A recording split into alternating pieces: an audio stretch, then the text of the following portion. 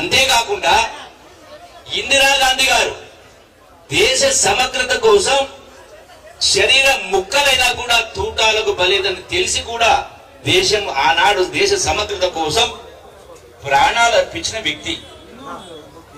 రాజీవ్ గాంధీ గారు కూడా దేశ ప్రతిష్ట కోసం ప్రపంచంలో దేశ స్థాయిని పెంచాలనే ఆలోచనతో నిర్ణయాలు తీసుకొని మరి వారు కూడా జీవితాన్ని మొత్తం కూడా సమాజం కోసం ఇలా దేశ భద్రత కోసం ప్రాణాలు అర్పించినటువంటి రాజీవ్ గాంధీ.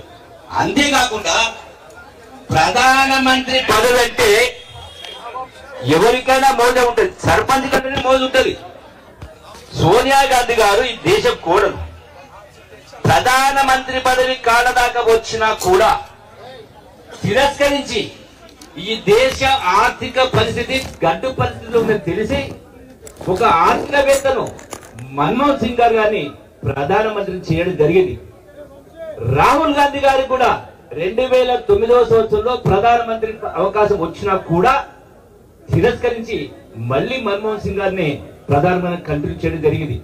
అంతేకాకుండా రాహుల్ గాంధీ గారు దేశం ముక్కలు కావద్దు, కులాల పేరు మీద మతాల పేరు మీద దేశ సమగ్రత కోసం చెప్పని కాశ్మీర్ నుంచి కన్యాకుమారి దాకా పాదయాత్ర చేసి దేశాన్ని ఒకటిగా చేసేటువంటి ప్రయత్నం చేయడం జరిగింది.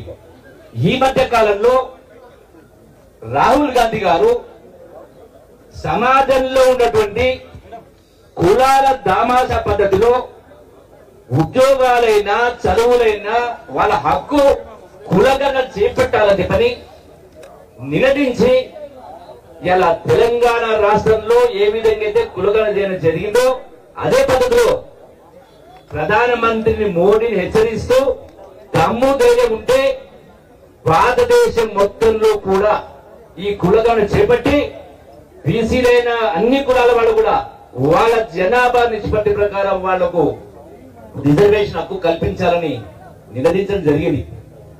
ఇవన్నీ కూడా తప్పించుకోలేని కార్యక్రమాలు మోడీకి.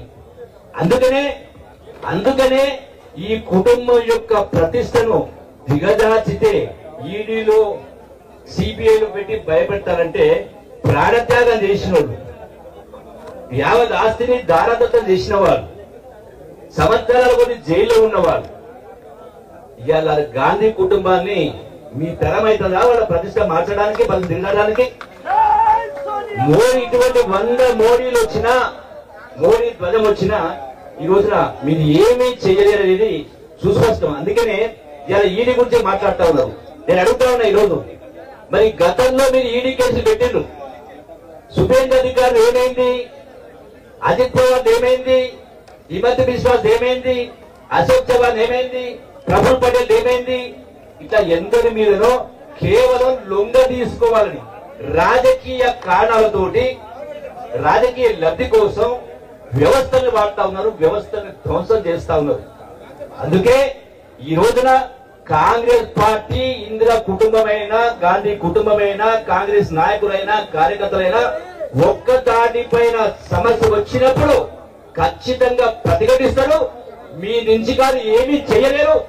ఖచ్చితంగా రాజ్యాంగాన్ని కాపాడుతూ రాజ్యాంగం అంబేద్కర్ గారు చెప్పినటువంటి ఆశయాలకు, మహాత్మా గాంధీ ఆశయాలకు, గాంధీ కుటుంబం ఆశయాలకు ఖచ్చితంగా యావత్ కాంగ్రెస్ పార్టీ కట్టుబడి ఉంది.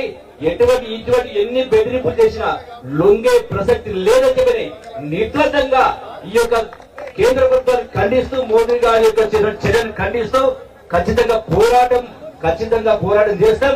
యావత్ కోట్లాది మంది ప్రజలు ఇందిర కుటుంబం, రాహుల్ కుటుంబం, సోనియా కుటుంబానికి అండగా ఉంటామని చెప్పని మరొకసారి మనం చేసుకుంటూ సెలవు తీసుకుంటున్నాం. జై హింద్, జై కాంగ్రెస్, జై కాంగ్రెస్.